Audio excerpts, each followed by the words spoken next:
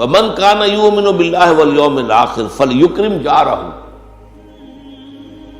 اور جو شخص بھی اللہ پر اور یوم آخر پر ایمان رکھتا ہو اسے چاہیے، اس کا فرض ہے، یہ فعل امر ہے کہ وہ اپنے پڑوسی کی عزت کرے، احترام کرے، اکرام کرے۔ یہ میں نے کہا تھا حسن معاشرت، پڑوسی کے حقوق۔ یہاں تک آیا ہے حضور نے فرمایا کہ جبرائیل مجھے پڑوسی کے حقوق کی اتنی تاکید کرتے رہے، اتنی تاکید کرتے رہے، اتنی تاکید کرتے رہے کہ مجھے گمان ہوا کہ شاید پڑوسی کو وارث بھی بنا دیا جائے گا،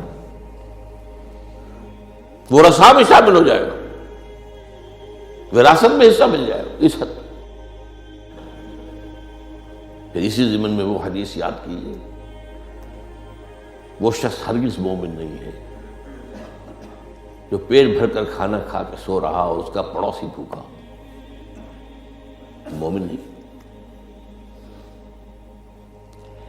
سورہ نساء میں 3 قسم کے پڑوس کا بیان آیا۔ والجار ذی القربى نمبر 1، والجار الجنب نمبر 2، والصاحب بالجنب نمبر 3۔ ایک وہ پڑوسی ہے جو رشتہ دار بھی ہے، تو دو دوہرے معاملات ہو گئے، قرابت داری کا بھی حق ہے، پڑوس کا بھی حق ہے۔ یہ تو یوں سمجھیے کہ معاملہ جو ہے اور زیادہ گمبھیر ہو گیا اس کے حقوق کا لحاظ سے۔ اور جس کے برعکس وہ حدیث ملتی ہے ہمیں، واللہ لا یؤمن، واللہ لا یؤمن، واللہ لا یؤمن، 3 مرتبہ حضور نے قسم کھا کے فرمایا خدا کی قسم وہ شخص مومن نہیں، خدا کی قسم وہ شخص مومن نہیں، خدا کی قسم وہ شخص مومن نہیں۔ صحابہ کانپ گئے ہوں گے، لرز گئے ہوں گے، کون بدبخت ہے جس کے بارے میں حضور 3 مرتبہ قسم کھا کر یہ فرما رہے ہیں۔ قیل من، حضور کس کے بارے میں ارشاد فرما رہے ہیں؟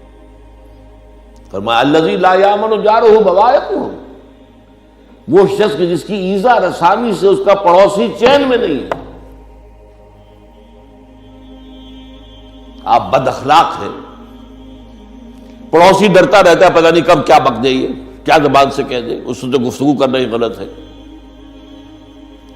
اب ظاہر بات ہے کہ اس کے بعد ایک آدمی شریف ہے، سفید پوش ہے، وہ اپنی عزت کو بچاتا ہے، ڈرتا رہتا ہے کہ خام خواہ یہ اس شخص کی جو ہے ایذا رسانی سے اور اس کی جو کج خلقی ہے میں اسے اپنے آپ کو بچاؤں۔